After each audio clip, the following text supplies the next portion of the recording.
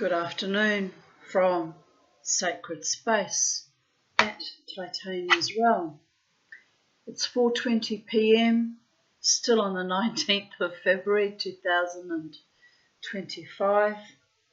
I've had my debrief and I've been down to Garden City and had a bite to eat and picked up a few little things for dinner, and I'm still fairly wrung out, but I thought I would continue with reading the chapter on monsters. I'm just going to move this curtain over, and I'm stabbed in my right eye by the descending sun. Just that little bit harsh right in the corner of my eyeball.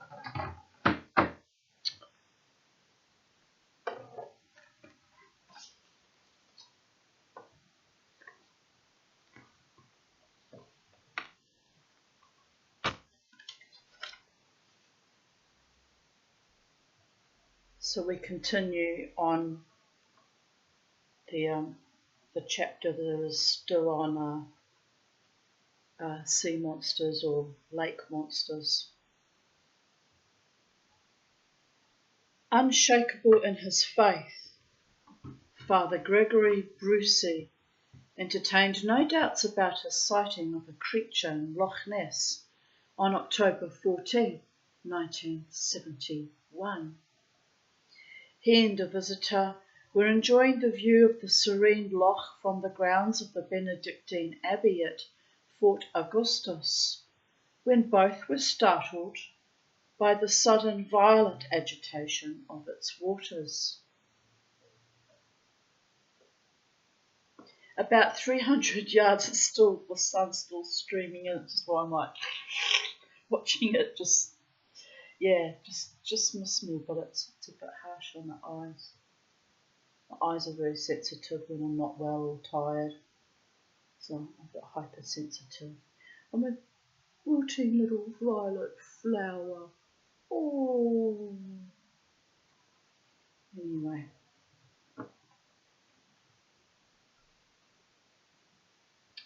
About 300 yards away, a great beast loomed before them, rearing its head as much as 7 feet above the water, and then swam idly away.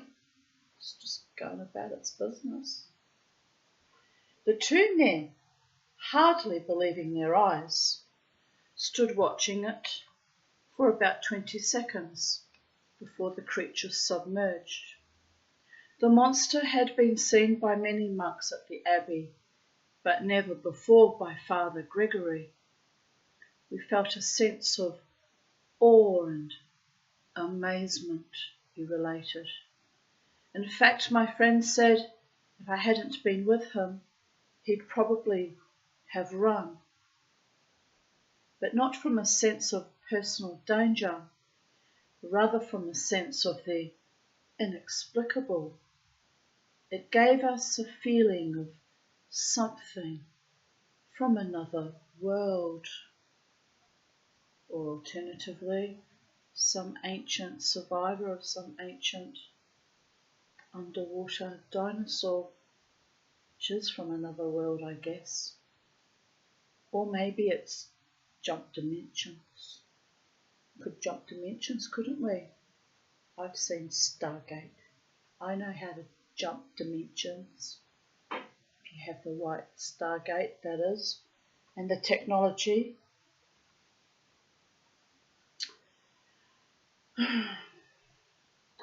I know. Psychedelic dreamer likes to dream and fantasize about all sorts of magical things. And she's trapped in this mundane world with a sorrow. My psyche was very impressed and shocked and surprised. I told him I went dancing one day after having slammed my arm on the vice, and that I told him I was very lucky that it wasn't my head that had hit it. Someone upstairs was looking after me as per usual. Didn't come away completely unscathed, but it could have been a lot worse, people have heard. to count my blessings. So here I am, counting my blessings. Mrs. Robert A. Green, because she doesn't deserve to have her own name, because even in the 80s they were a bit old-fashioned like that. For the love of all the gods, did not have all the corroboration she really wanted, or even her own name. When she reported seeing Champ at Lake Champlain, but that was not her fault. She should have fought for a name as well, and then she might have been a someone. Just saying. It's one of the few things I get all feministic about. Own your own name, although I still carry my ex-husband's name, which is fucking weird. But it's in honour of my father-in-law, who was a good man and paid off not one but 2 houses for me, so it's in honour of a man who was decent enough to try to provide me with some kind of safety and lifestyle, He had no idea what level of monstrosity his son was going to descend to, though, so there is that. But anyway, it wasn't all bad, I guess. No, it really was. But anyway, you just kind of have to laugh. You kind of have to laugh how sometimes I want to be all forgiving and just let it all backslide where it belongs in the past. And other days I'm like,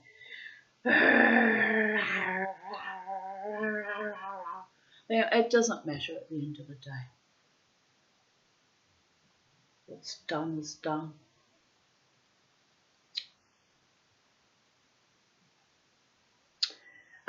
Anyway, it was not her fault that she did not have all the corroboration she wanted when she reported seeing Champy baby, Champ at Lake Champlain, at an unspecified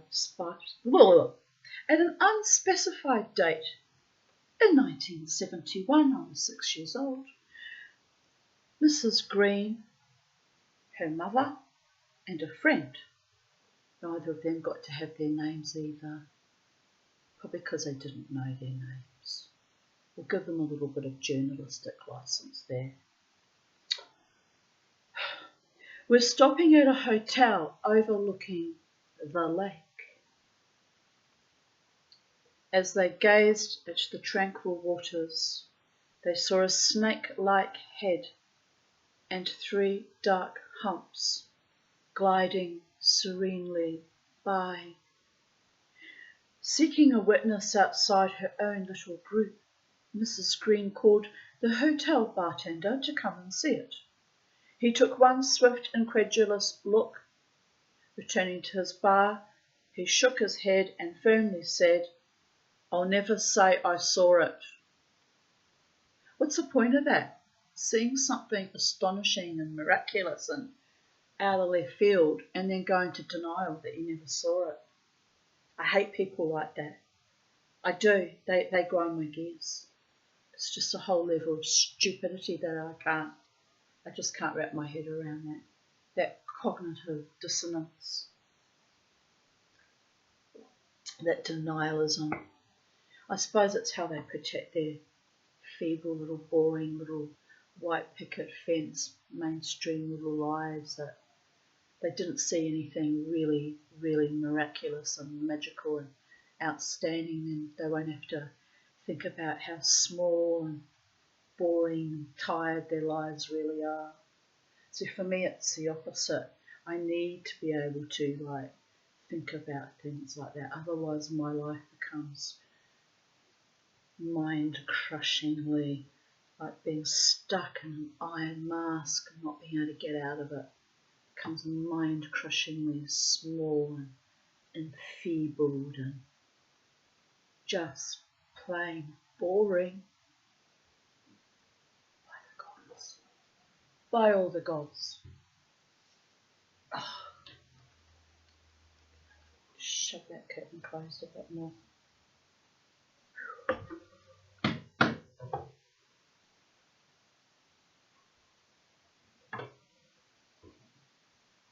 The problem of proving the existence of an unidentified monster in Loch Ness difficult because of the creature's own elusiveness and the need for disbelievers to explain it away by any far-fetched means, is compounded by the characteristics of the lake itself.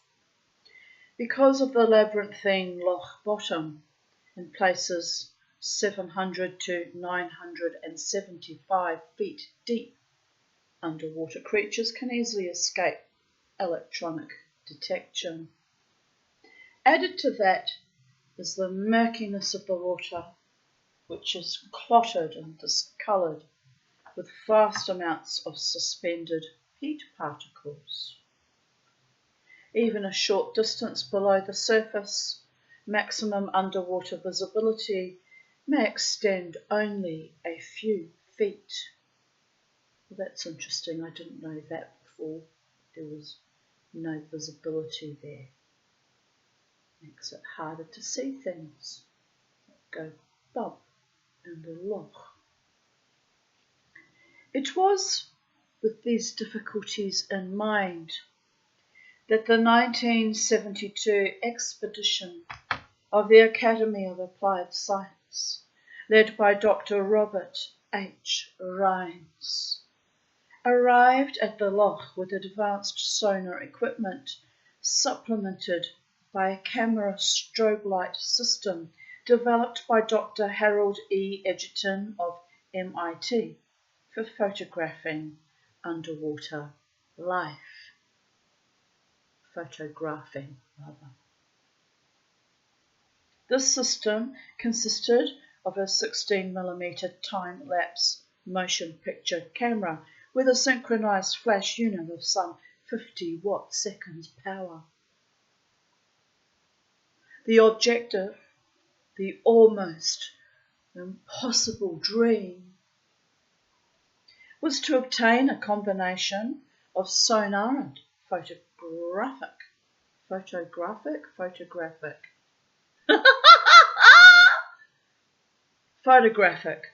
we'll stick with that, kids, evidence of the Scottish beastie known as Nessie. Luck would be as important as equipment, for obviously the investigators had no idea where their legendary target might be. They could only set up their equipment in areas where the creature had most often been seen and hope it might come by again. The loch's surface on the night of August 8 was unusually flat and calm.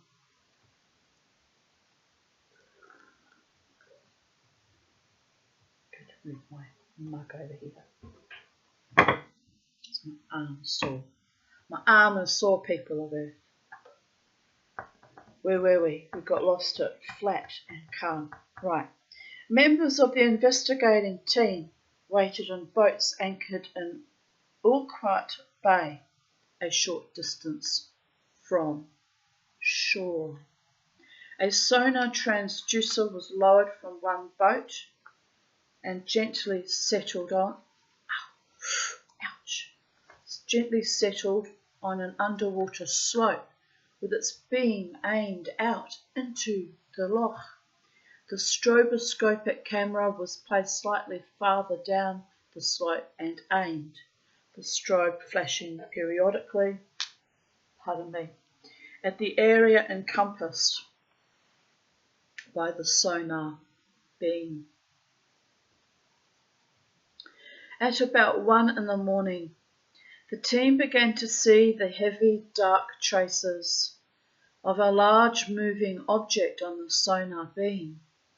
The traces were similar to those obtained by the 1970 expedition.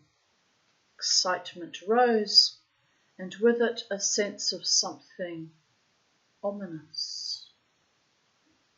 At 1:40 a.m, the sonar recorded the flight of some salmon, shown by lighter, discontinuous traces, and the appearance of two large objects. At the same time, the stroboscopic camera photographed the blobs picked up by the sonar beam. Because of the cloudiness of the water, the photographs were vague, but with computer enhancement, several astounding images became apparent.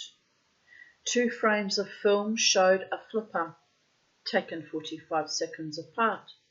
The flipper pictures showed what seemed to be the same appendage in 2 different positions, indicating movement. A third picture revealed 2 objects that seemed to be large creatures. Correlation and analysis of the findings indicated that the flipper was about 4 to 6 feet long and that the 2 bodies were about 12 feet apart. Here it was at last, simultaneous sonar and photographic evidence of a large, long flippered creature, 2 of them inhabiting Loch Ness. And yet, of course, there are still people who are not impressed. A sonar probe of Loch Ness in 1972 recorded movement of large objects as bold black traces. Numbers at the bottom show that the movement began at 1 and 1:40 a.m. The image at left, said to resemble a large flipper, was picked up by an underwater camera at about 1:40 a.m. The time coincided with the movement recorded on the sonar trace. So have a good look at that, people of Earth, because Nessie is real. Nessie is real. Nessie is real. She's under there. There's 2 of them. Probably having babies as we speak. Unless they're 2 males or 2 females.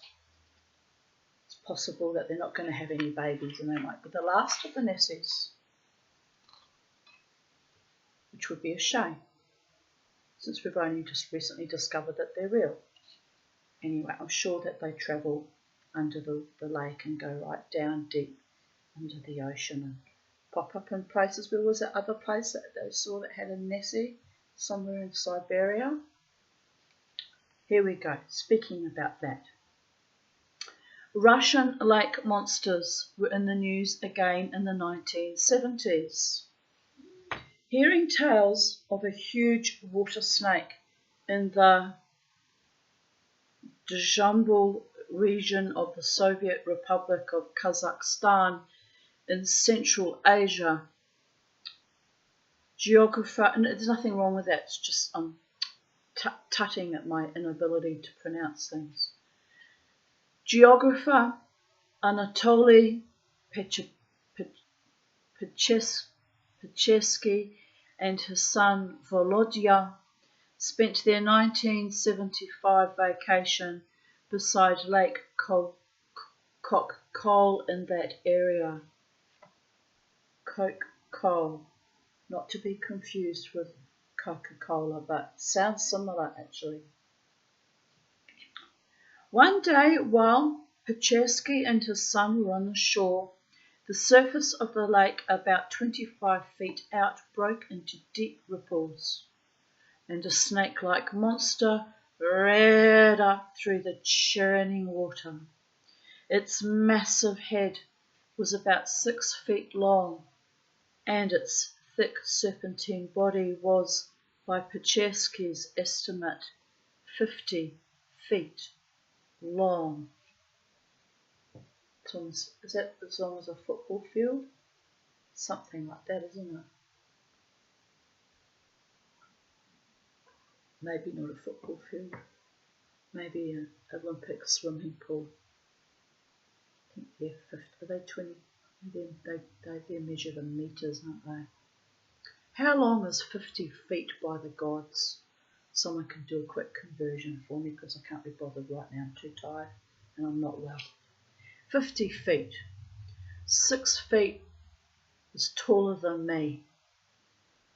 If we lie We lie men down all about 6 foot tall, head to tail in a straight line. No, I'm being silly, but that's a funny thought. Terrified, Pechersky called a warning to his son and scrambled up a deep embankment to get his gun. The monster was still in view by the time father and son returned to the lake shore, but within moments it began to submerge.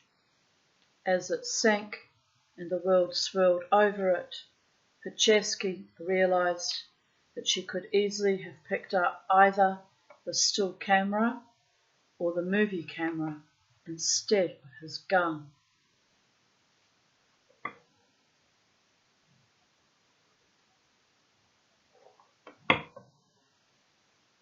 Triumph at Loch Ness climaxed the June 1975 expedition mounted by the Academy of Applied Science. Added to the team's arsenal of detection equipment was an improved camera strobe system incorporating new techniques designed to correct some of the technical problems that had hampered the 1972 investigation. The 1972 apparatus was taken along to serve as an auxiliary system. Both cameras were provided with higher speed, more sensitive film. The main camera system, which was to be triggered by the sonar, was placed on a bottom ledge at a depth of 80 feet. The backup camera strobe was suspended from a boat at a level of 40 feet above the primary system. Repeatedly, the sonar record showed large objects near the sophisticated camera, but the film revealed nothing. Something on the bottom had stirred up clouds of silt that blocked the underwater view, and the only pictures were of silt. That's a shame, isn't it? But the simpler backup system at 40 feet functioned faithfully throughout a 24-hour period beginning late in June 19 and ending late on June 20, shooting frame after frame at preset intervals. Several pictures show large objects within the strobe light beam. One includes a portion of a pinkish body. Another shows what looks like the upper torso, neck and head of a living creature with two stubby appendages.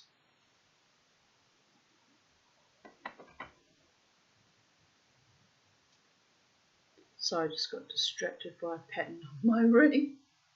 Oh dear goddess. Sandwiched between shots of eels and fish is a sequence of frames revealing that the camera had been disturbed and set in a violent rocking motion so that at one stage it pointed directly upward and photographed the bottom of the boat. Then, in the next frame, facing the camera, is the head of the monster or something resembling an underwater dragon.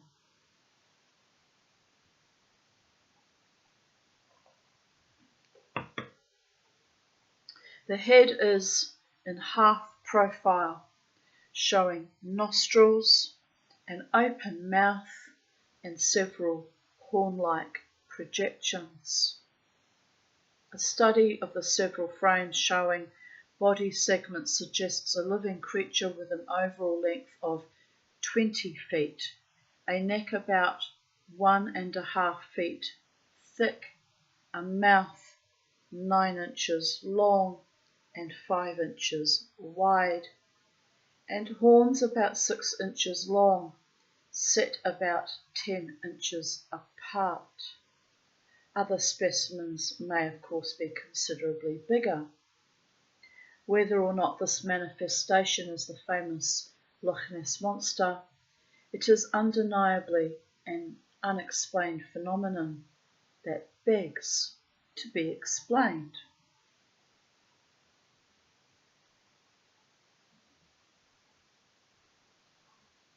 And here's some various photographs taken of Nessie.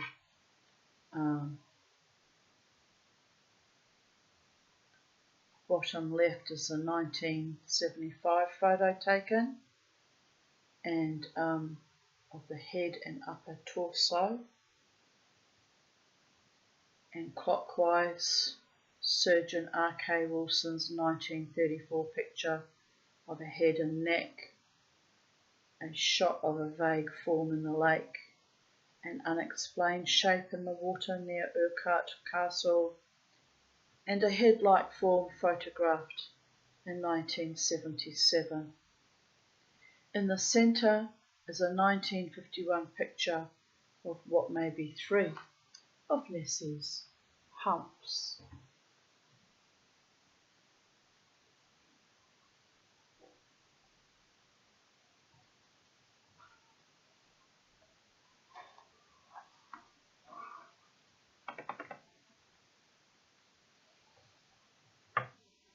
Nessie's sightings. Oh, we're still filming. Sometimes when it does that, it blips us off. No, we're okay. Nessie's sightings were frequent in the months following the June 1975 expedition.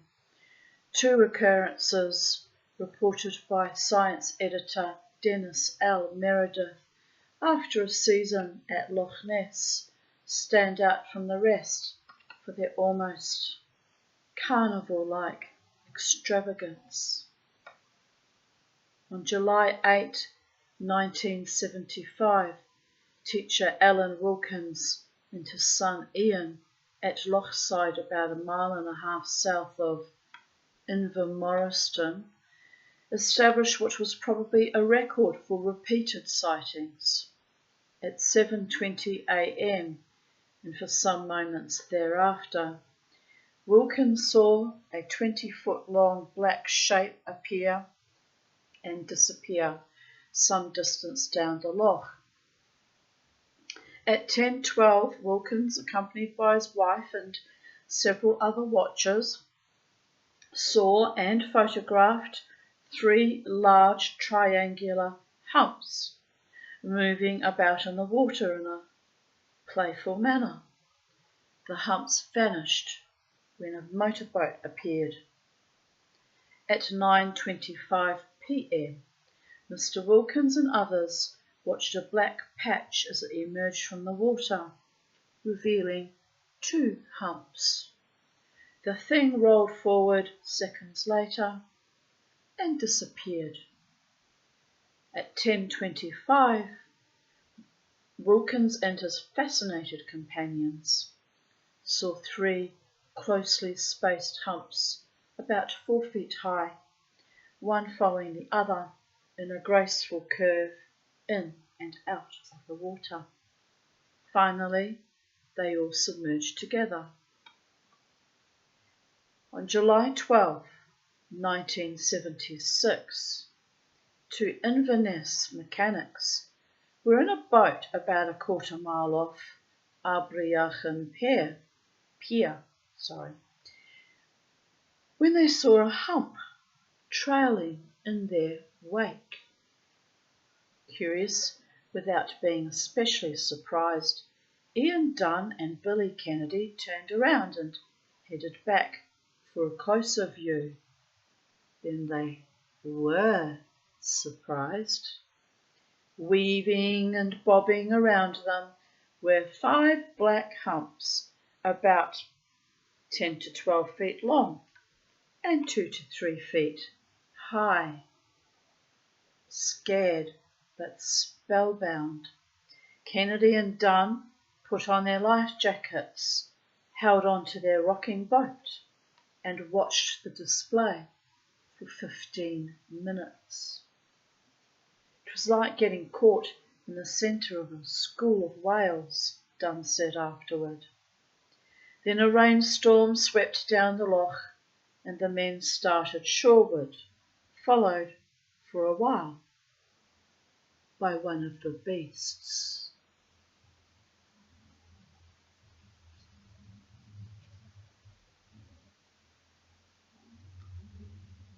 Nearly a year later, on April 25, 1977, and many thousands of miles away, the Japanese fishing vessel Zuiyo Maru hauled aboard a large carcass that no one has been able to identify. It was while trawling for mackerel off the coast of New Zealand that the fishermen netted it at a depth of 900 feet, only to discover they had caught a rotting corpse. The blob was definitely neither fish nor whale, nor any other recognisable mammal, nor was it a figment of imagination. It weighed about 4,000 pounds, measured 32 feet, and was observed by 18 crewmen. Despite its decomposition, it was seen to have a long neck, longish tail, 4 fins, and a well-developed spine. Aboard the vessel was Michihiko Yano, Assistant Production Manager of Taiyo Fisheries Limited, who measured the body, clipped tissue samples, and took coloured snapshots of it. Then the carcass was heaved overboard, and Yano went back to Japan to baffle the scientists with his remarkable relicts from a magazine called Oceans, November to December 1977. It wouldn't surprise me finding things off the coast of New Zealand because we're very close to Antarctica, and those creatures probably swim all over the globe that would use underwater systems between lakes. Lake Taupo, I believe, is bottomless, or so they say.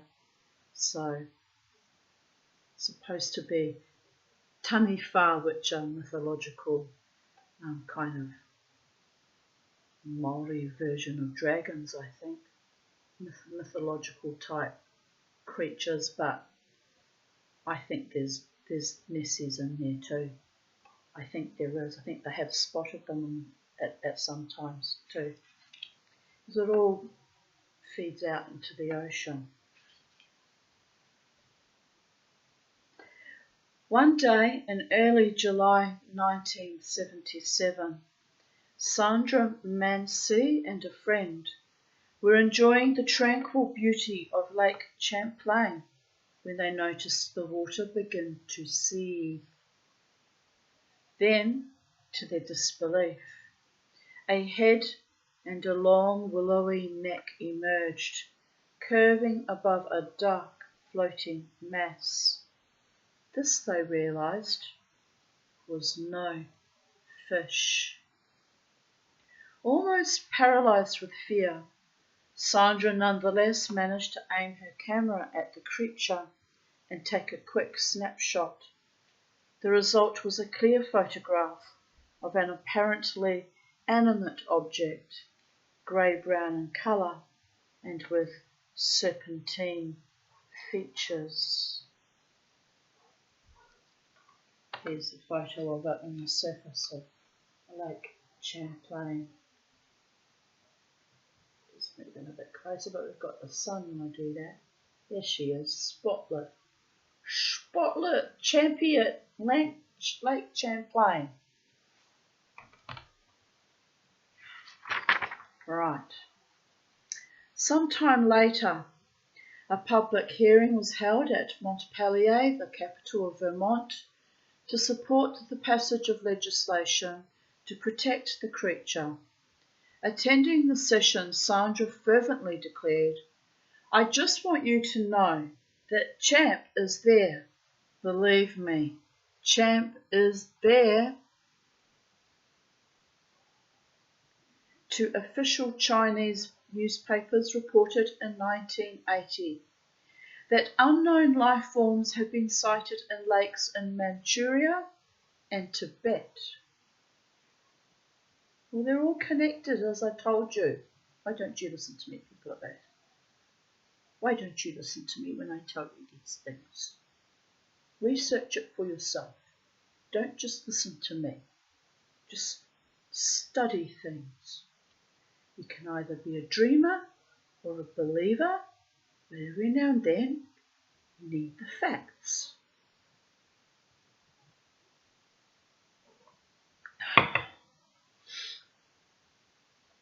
The first report appearing in the Peking Evening News stated that a strange creature resembling a dinosaur had been seen on a number of occasions at Wenbu Lake in a remote part of Tibet.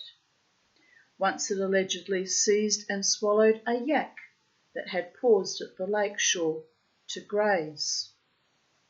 Yaks are quite large creatures, aren't they? So it must be a really big sea serpent. Lake serpent. Sea and lake serpent. Anyway, lending credence to the tale is the fact that it was told by a local Communist Party official who said that he had been taking the yak to market when the incident occurred. Well, that would grind your gears, wouldn't it? Trying to sell your yak and make a bit of money and yak. Some weird attack from a strange creature in a lake. Your wife wouldn't believe you if you went home and told her why you hadn't brought home any profits from the sale of your yak. She'd think you'd been on the, what is it they drink in China? Japan, it's sake. I don't know what they drink in China. There'll be some Chinese alcoholic version. Rice wine or something. She'll just think it went Tropo. Made up a whole big story. You wouldn't believe him, would you? You wouldn't believe him if your husband came home and said, "Sorry, love, got no money from the sale of the yak. It got taken right in front of me by a strange creature offshore." Would I believe it? I'd believe it because I'm like that.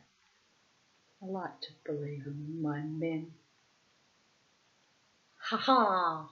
But do they believe in me? This is the question. It goes both ways. Anyway, I'm joking, people a bit. I'm joking. Well, maybe not. Maybe I'm perfectly serious too. Let me think about this for a moment.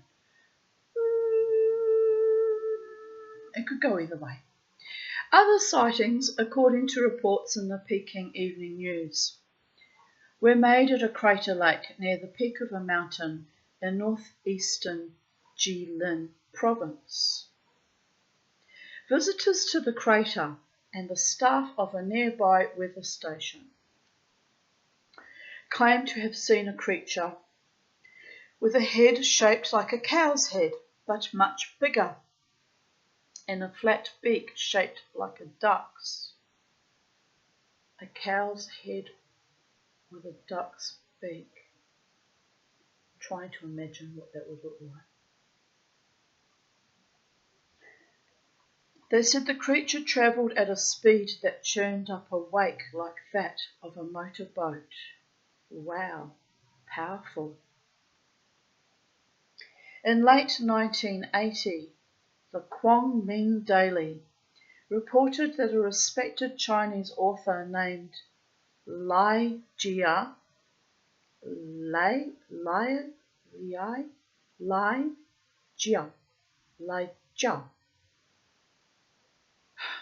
apologies to anyone who speaks Chinese.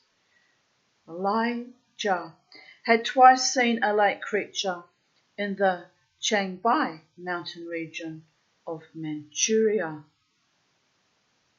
Do they speak Cantonese or Mandarin or Manchuria? Probably Mandarin. Just basically going on it. They both start with M-A-N. I could be wrong though. It's just an educated guess on my part. Or an uneducated guess. as the case may be. Well, I've never been to Manchuria, so what do I know about anything? All I know I get from books, and sometimes even they lie to you on occasion. See also COVID book. Just saying. But anyway, there's nothing like standing there on the actual land, feeling the ley lines beneath your feet, sniffing the air. If it's sea breezes, smelling the sea breezes, which I need to do soon or I'm going to go batshit crazy. Or if it's mountains, inhaling the sweet, fresh mountain air. Or if it's Brisbane, Australia, snorkeling on the fecund humidity of the subtropics, the sweat and tears and bathos of its populace, slightly tinged with, the sweet fragrances of frangipani and eucalyptus and whatever else gets commingled with all our pollution. But you know what I'm saying, don't you? It's like smell the air, stand on the land or next to the sea, or on a boat across the sea, or up a mountain, or on a lakeside. Just be there in your own unique longitude and latitude of sacred space. In that moment, just be. I'm pissed off because I'm stuck here and I'm not likely to go anywhere, and it grinds my gears. People there. The author said that the unknown animal looked like a black reptile about 2 yards in length with a long neck and oval head.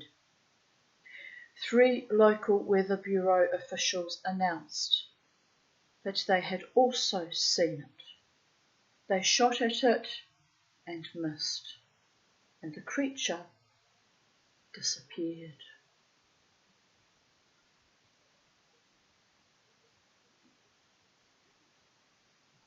I'd disappear if somebody bloody shot at me too.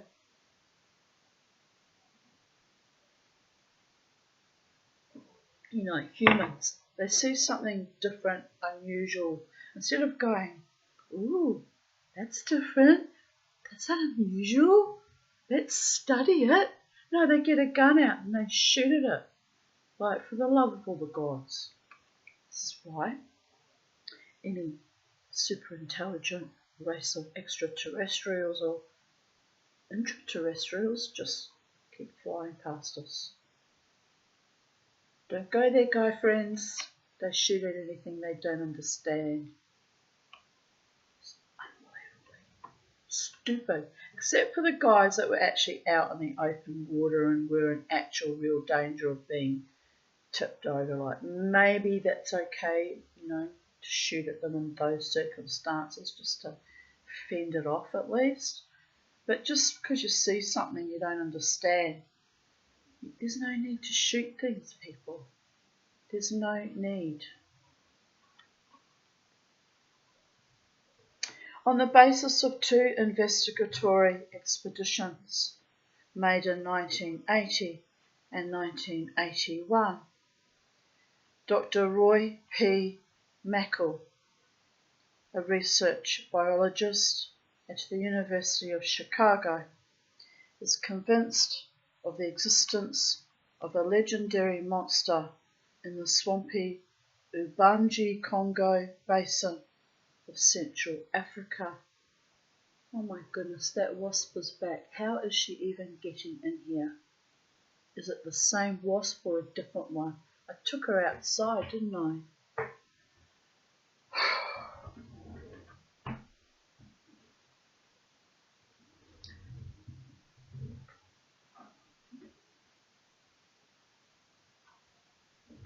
There she is, flying around now. Flying around people there. How is it even getting in here? It's astonishing. Anyway, where were we? I'm distracted now by wasps.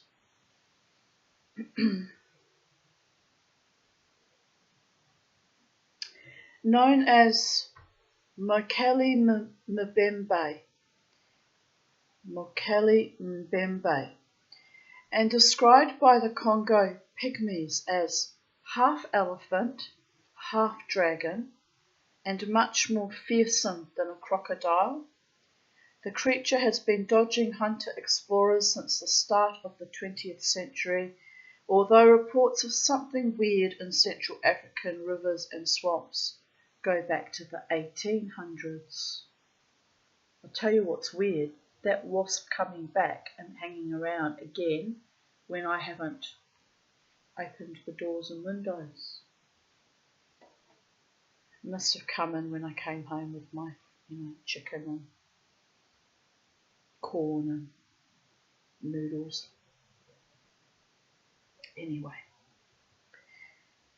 in 1980, Roy Mackle and James H. Powell Jr., a crocodile specialist, went deep into the heart of the wild Lukuala region to track the tails to their source and try to identify the beast.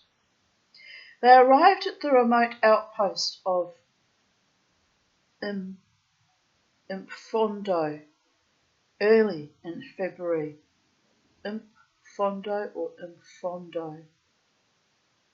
Early in February, and although they were appalled by the trackless swamps and jungles that lay ahead, they were heartened to hear locally that the Mokele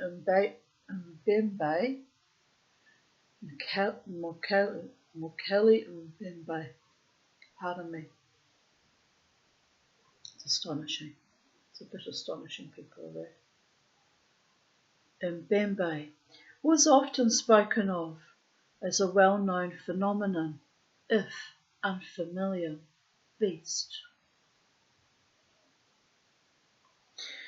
One of the older eyewitness reports was given by one Furman Musomeli, who said that about 45 years earlier, when he was a 14-year-old, he had seen the creature while paddling his canoe around a bend on the Likuala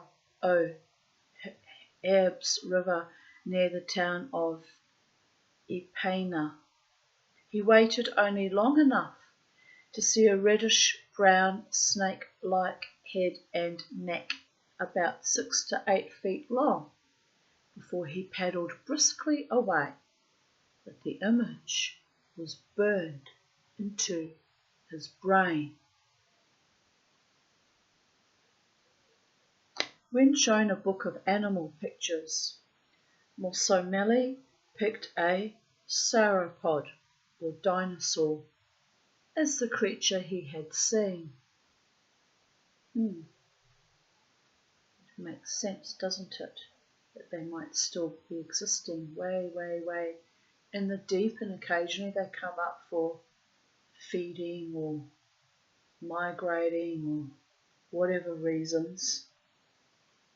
It's all very interesting, people of Earth. Very interesting indeed.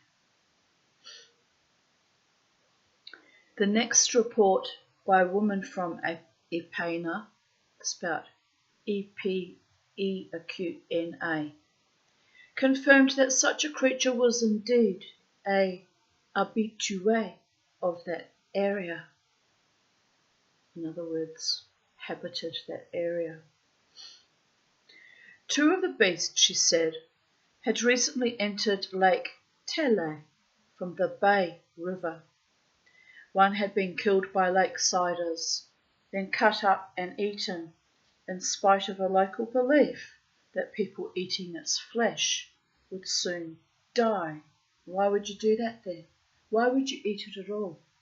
Why can't you just photograph it and study it and measure it and, I don't know, taxidermy it or something?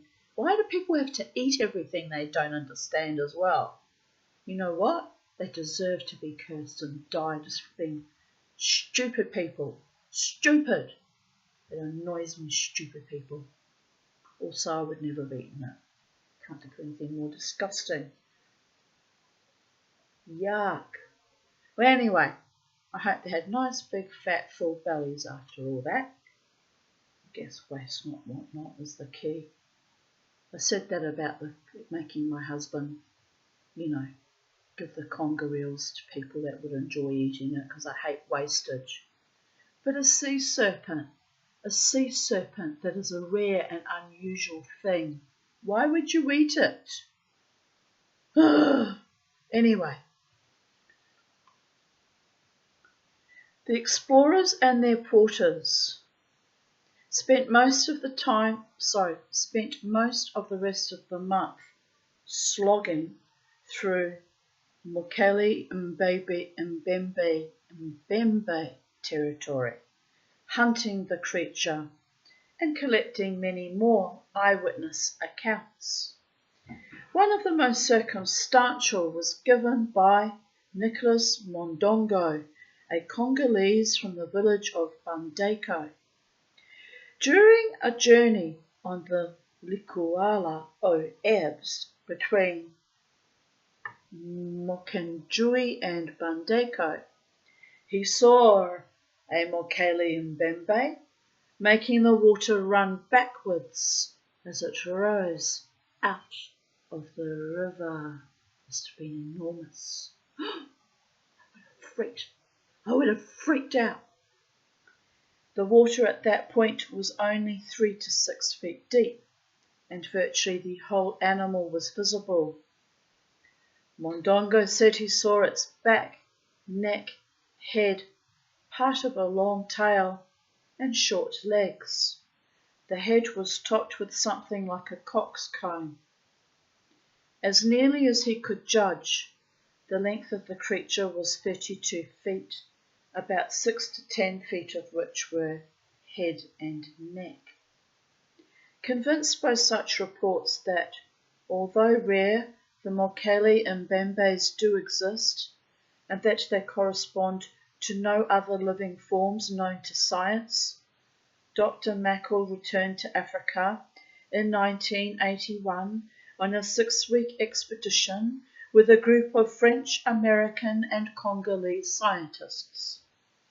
Their foray was highlighted by the discovery of huge footprints and a wide swathe of bent and flattened vegetation. The track led into a river, so they're amphibious and sometimes live on land as well as in the water. In size, the footprints compared with those of an elephant. Oh, it's really hurting there. Dear God, it's really sore. According to Dr. Mackle, but the flattened vegetation suggested that the trail had been made by a reptilian creature, taller and larger than any known crocodile. Dr. Mackle, who is more convinced now than ever of the creature's existence, thinks that it inhabits swamps, but uses the rivers to facilitate moving about. Further ventures in search of the beast are expected. Well, there you go.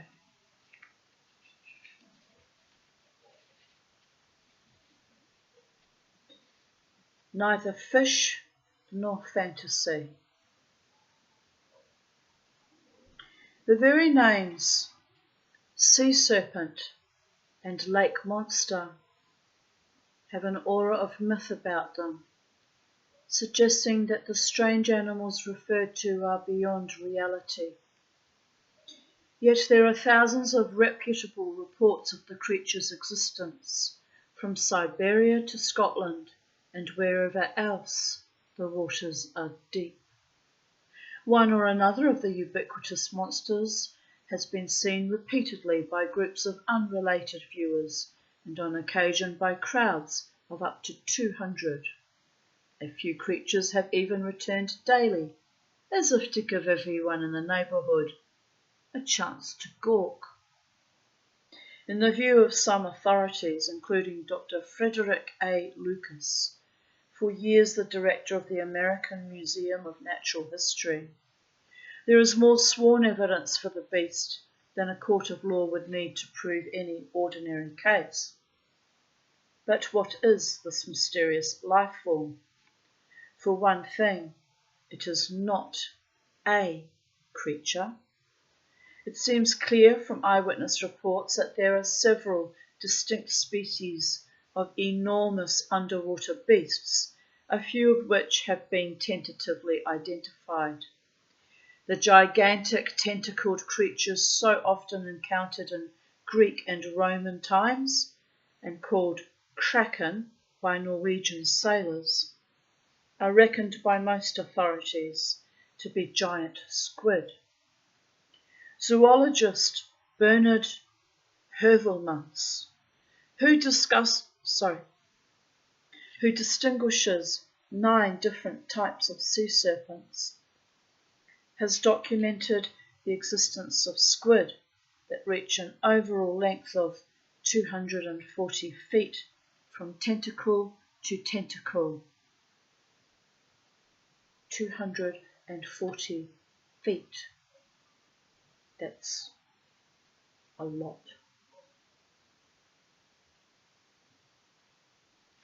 How many men is that lined up head to toe? It's a lot, people of it. Anyway, all the mathematicians have just immediately come up with the answer, and I'm like, yeah, it's just a lot. I'll just leave it at that. Jesus, 12 men? I don't know. Something like that. Oh, you have to laugh. No, that can't be right. What's 240 divided by 6?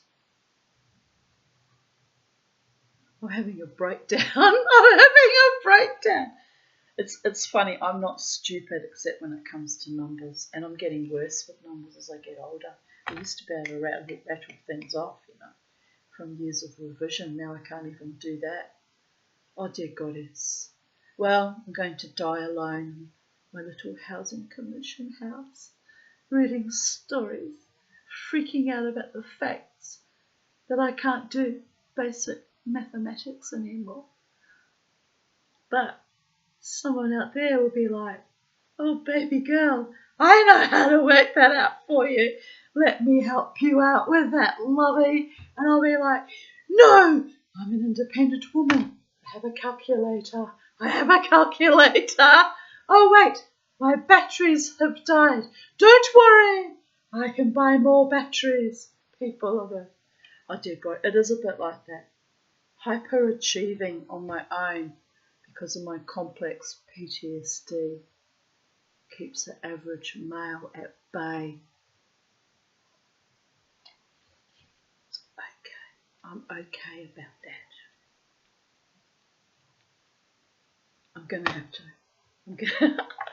We're gonna have to bring up the calculator because I'm okay about it, but it's upsetting me that I'm so stupid now. I don't like feeling stupid. It's bad enough I'm destined to be alone for the rest of my life. Do I have to become inept and stupid as well?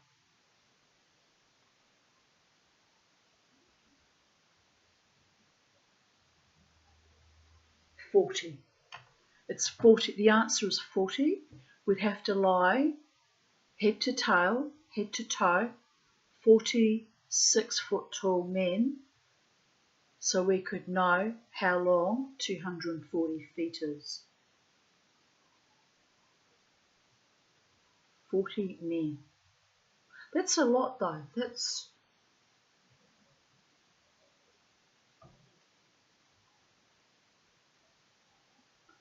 roughly the length of our stretch. Right, alright, stop while I'm ahead because it's going to give me I'm going to freak out, man. I'm going to start freaking out soon. Stupidity makes me freak out, especially when it's my own stupidity, which is just the way it is, people. That's why I'm an underachiever.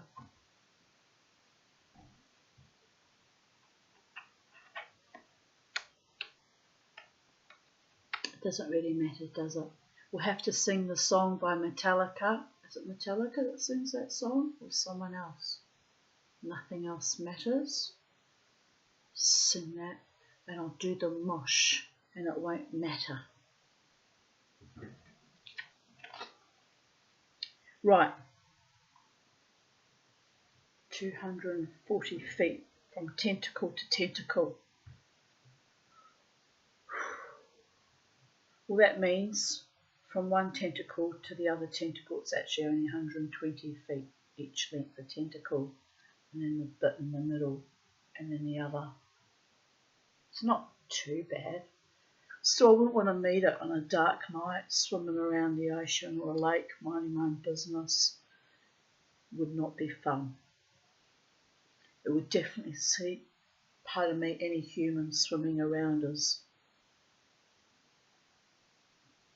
an afternoon or a midnight snack. Right. Dr. Ray Mackay Mbembe Hunter. I like that. Imagine having that on your CV. What do you do for a living, Dr. Roy Mackay? I'm a Mackay Mbembe hunter. What's that? A lake monster hunter. You're hired. I'd hire him just for being quirky and unusual alone. Anyway, Dr. Roy Mackay's probably going, and I'd work for you. You seem fun. Also, I can tell you how long 240 feet actually is. Let's pace it out, Tanya. Okay. Roy, can we discuss this with your wife first, though? Make sure she's okay about it. Perhaps join us on the walkage. Okay, Tanya. Everything's above board now. Okay, Roy, we don't want to upset the local Mackay Mbembe, do we? Anyway, he suggests another kraken candidate may be a type of giant octopus, which he believes measures up to 200 feet. No, we're not going to find out how many men oh, yes, we are. Yes, we are. Yes, we are. 200 men lined up. I like the idea of lining my men up head to toe. Alive, you understand. Not dead men. Living, willing and able-bodied men. 200 divided by 6. 194. Wait a minute. That can't be right. That's not right. Where'd you get that from? I put a minus. Dear goddess. I can't even work a calculator. Oh no, this is getting disturbing, people of Earth. That's disturbing. Not funny at all. 33.33 men. So 33 men all lined up. The 0.33 is probably all got erections. No, I didn't say that out loud. Here's my wasp. I'm going to catch her and put her outside. What is your death wish living here in my front window like those ladies in Amsterdam? Not quite, but almost. Come on, waspy. Where have you gone now? Are you going all white Anglo-Saxon Protestant on me? Are you a suicidal wasp? For that you're in the right house, sacred space, where all my pets die. You're not a pet wasp. If you want to live, you're not my pet. Just saying. We're done losing all the pets. There'll be no more pets because we're done. We're quite done about that. And seriousness. All jokes aside, some mystifying manifestations turn out to have simple, if surprising, explanations. Why is it so fucking hot in here and I've got the aircon on? One moment.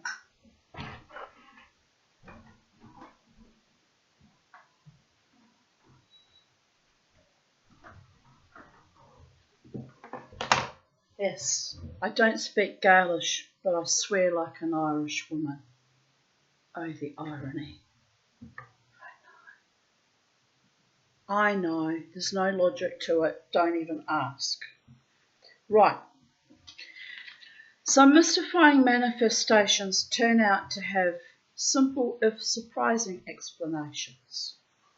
Dr. Mackle has no hesitation in identifying the White River monster of Arkansas on the basis of the many eyewitness descriptions. The White River case, writes Mackle, is a clear-cut instance of a known aquatic animal observed outside of its normal habitat or range, and therefore unidentified by the observers unfamiliar with the type.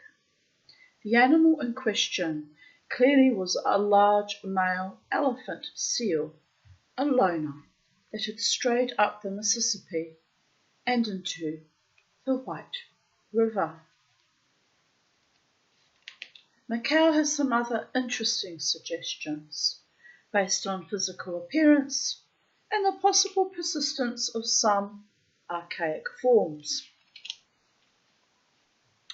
The large vertically undulating type of sea serpent, he contends, may well be the Zeuglodon, Zeuglodon, Zeuglodoe,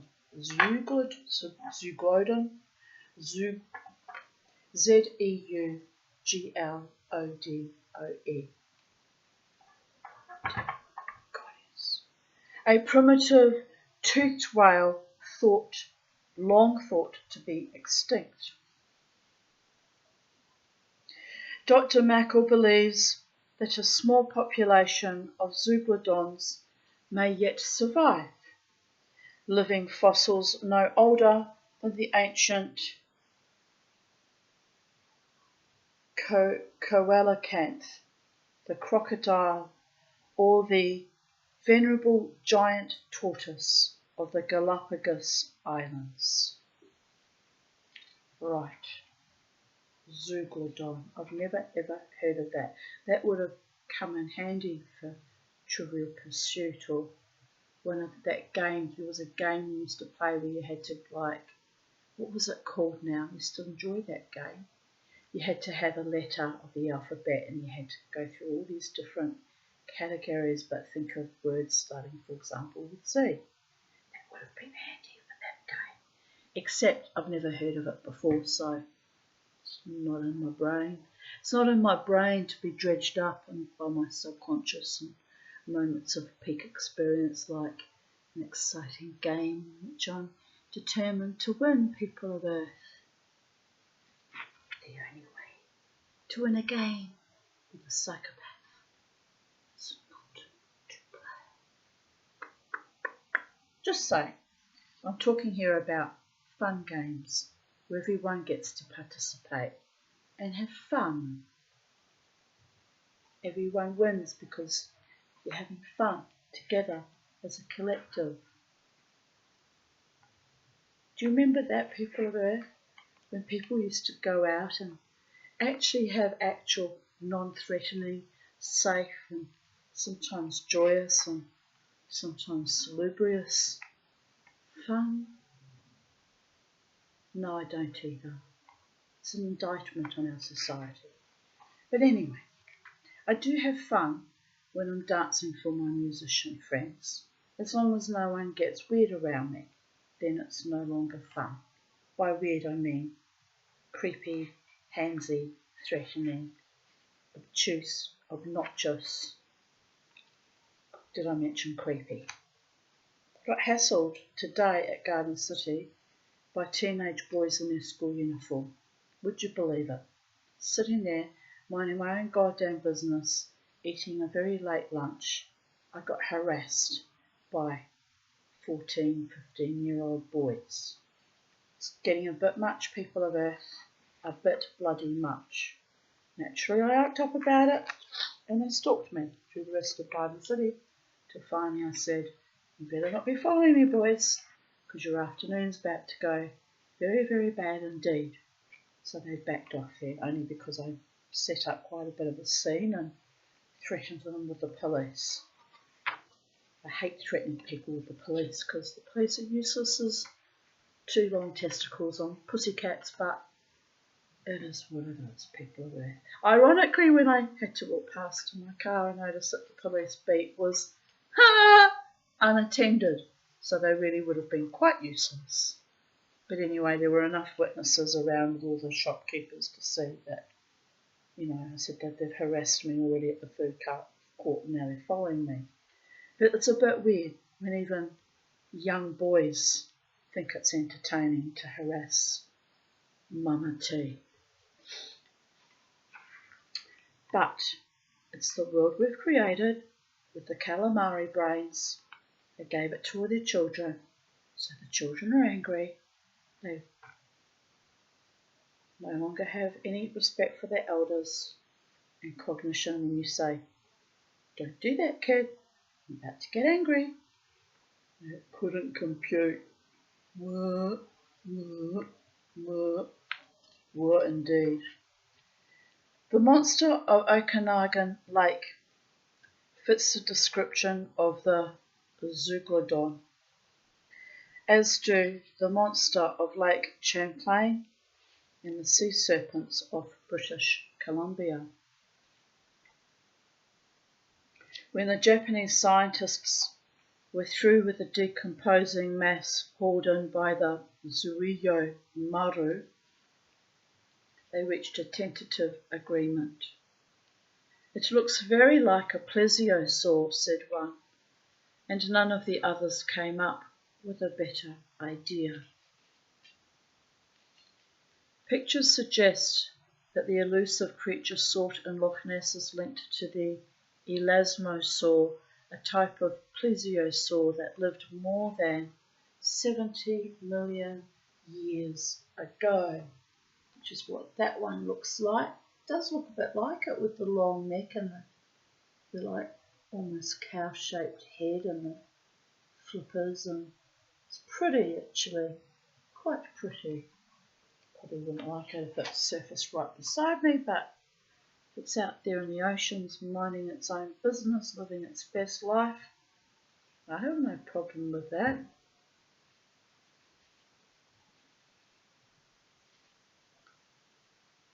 Interestingly, the pictures of the Loch Ness Monster show a remarkable resemblance to a plesiosaur, a large water reptile of the Mesozoic era, presumed to be extinct for more than 70 million years. So how is it that they're still popping up in lakes and oceans and saying, "G'day, mate, g'day"? Well, not in words you understand, but letting their presence be known. According to Dennis Meredith, member of the that's really hurting today. Member of the 1976 Loch Ness expedition. One particular type of plesiosaur, the elasmosaur, is the best candidate of the lot.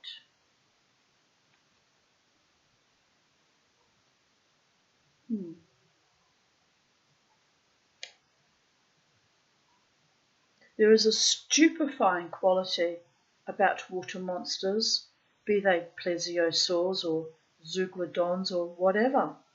On seeing one, some viewers are stunned into total inaction, because it's something like, almost seems like beyond dimensions and time, and it's something that belongs to 70 million years ago, just appearing in front of you like ordinary reality. I get that would make people freeze up and freak out a bit. I mean, I probably would too, to be fair.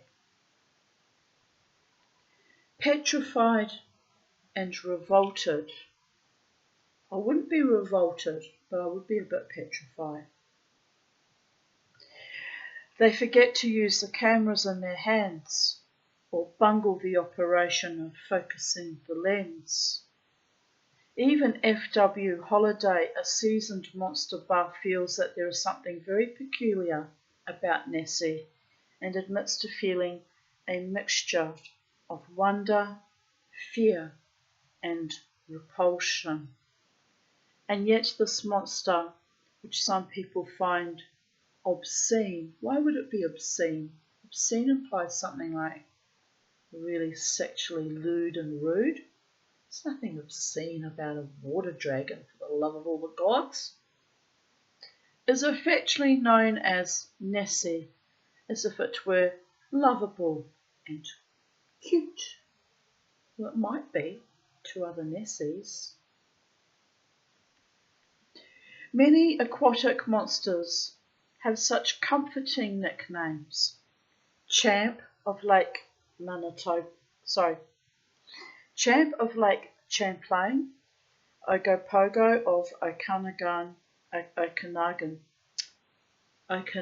Lake, Egopogo of Lake Simcoe near Toronto, Mammy Pogo of Lake Manitoba, Chessie, the Chesapeake Bay sea serpent, Slimy Slim or Charlie of Payette Lake in Idaho, and Whitey, the White River monster of Arkansas. One wonders if these pet names suggest a companionable feeling toward local attractions or an attempt to reduce the unbelievable to something that does not boggle the mind, to level these terrors down to overgrown water muppets with nursery school names.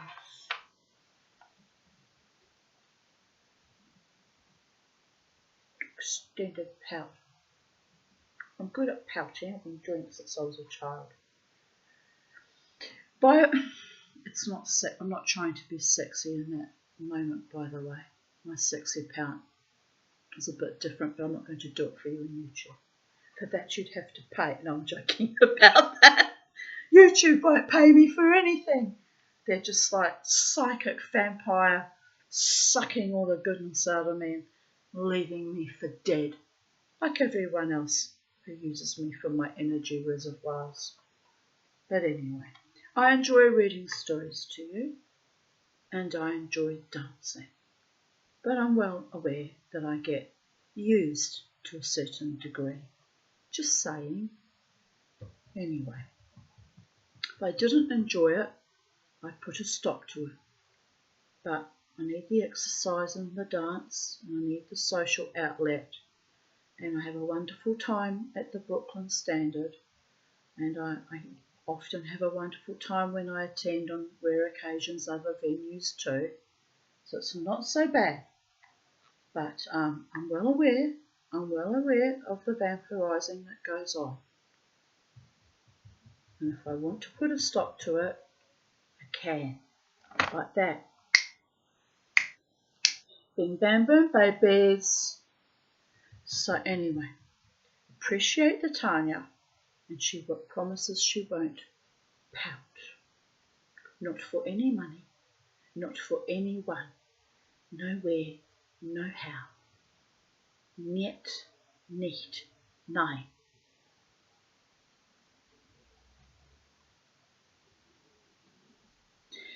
By official resolution on October 6, 1980, the Town Fathers of Port Henry, New York, a village at the southern end of Lake Champlain, forbade the harassment of sea monsters.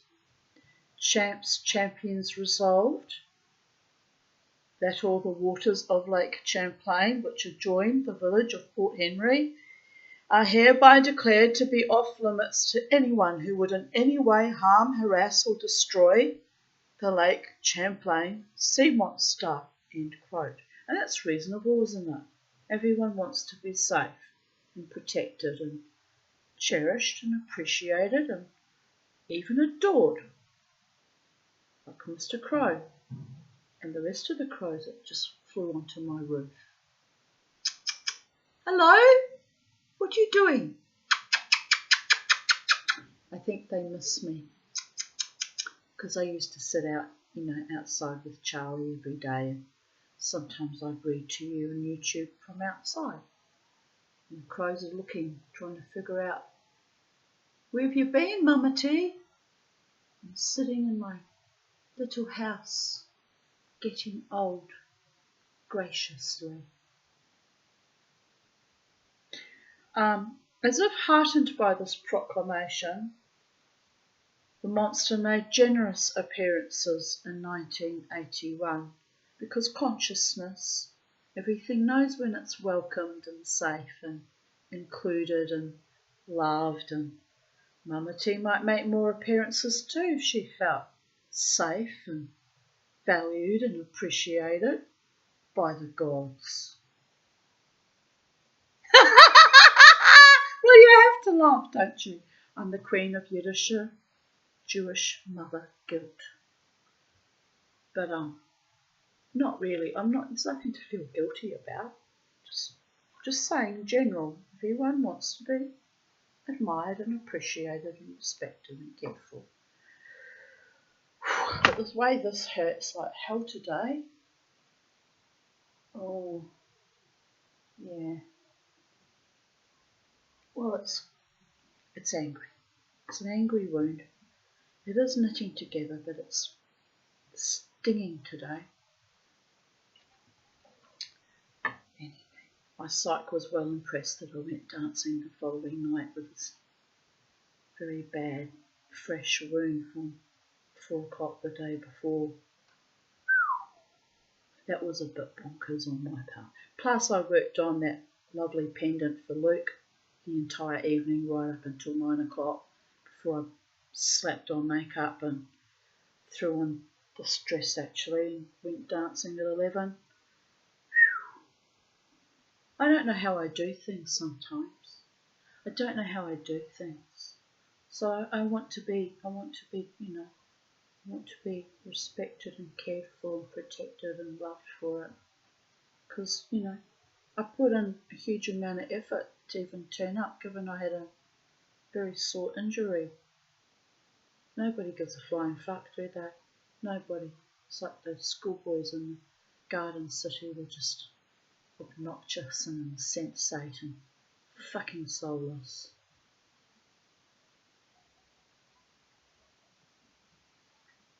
But anyway, I went dancing, had a wonderful time. I went home and I continued healing, and by Friday, today's Wednesday, by Friday, if I feel well enough, I'll be off dancing again, because it's just what I do every Friday night, and it's good for me. As if heartened, we read that. Mayor Robert Brown of Port Henry was not displeased with the boost to the tourist trade. Thanks, champ. At least 3 dozen, I threw that bit in. It's not written down here. Just felt the urge to thank champ for improving their business. Who will improve Mama T's business? Isness. Beingness. I had to do a survey if it won't have to. But I chose to do a survey for YouTube today, for YouTube creators, all about the money I'm not getting. I just wrote not applicable because, they're just parasites and vermin. YouTube, they used to shadow ban me, and because of them, many people have died. Yes, I'm saying that out loud. That's why they won't pay me, because they can't handle their own truth. And I don't care. Ultimately, I don't need money to speak the truth. The truth remains the truth, no matter how many times we dissect it, cut and splice it. I should be paid for my time like everyone else on this planet, but if I'm not, the truth will just remain the truth. Somebody else will tell the truth long after I'm gone, and I'm perfectly happy and contented with that. I'll hand on the baton to somebody who doesn't mind sitting for hours and hours on YouTube, speaking our truth, holding our truth, Valuing our truth, being human. Not a nanobot, not a cyborg, not a calamari junk queen, not a, what was it? Zirclodon or plesiosaur or an elasmosaur. A mere mortal, human, bones, flesh, wounds and all, slowly knitting together. We're going slightly out of our mind, but not really, because had my 2-weekly tweak with my wonderful psychiatrist.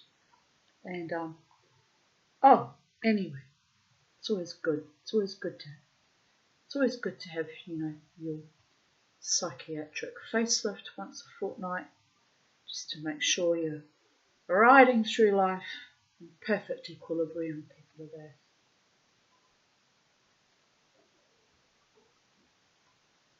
Feeling supported and cared for, if by no one else, then at least by my wonderful psychiatrist, to my doctor. Right, so he was not displeased with the boost to the tourist trade. At least 36 people saw the creature during the year, according to the New York Times, including 17 people in a Bible class. Okay. One young woman said the mayor had taken 4 pictures of Champ, which were being analysed. Mayor Brown proudly added that a summer seminar of PhD candidates concluded there's definitely something there, based on they had photographic evidence, you understand. Right, the next part of this is Land of Monsters, mainly 2-legged, and as usual it starts off with before 1900, but this is my second video today, and I'm a bit tired and my wound is sore and I'm a bit crotchety, so I'm banging on about all sorts of things like, I don't even know what I'm banging on half the time. But nobody takes me seriously, which is a great shame. I deserve to be taken seriously, treated with honour and integrity, valued, cherished and adored. So there is that. Anyway, yeah, it's about 4 or 5 pages long, so that's another video. We'll go to part 3 to do Land of Monsters, which will be 2 videos, I think, because this was 2 videos to do the sea monsters. I'm looking forward to that though. It's tempting to keep going, but they've even got the amphibious worm. No, we will save it for tomorrow. Tomorrow's another day, beautiful people of planet Earth. Wherever you are, stay free, stay wild, stay joyous, stay defiant. Don't know what happened there. Stay triumphant. And remember, as always, never ever let the bastards grind you down. Maintain your truth, even if it means you're demonetized and not paid and discredited. You know your truth more than anyone else, and hold it self-evident. People of Earth. Bye for now.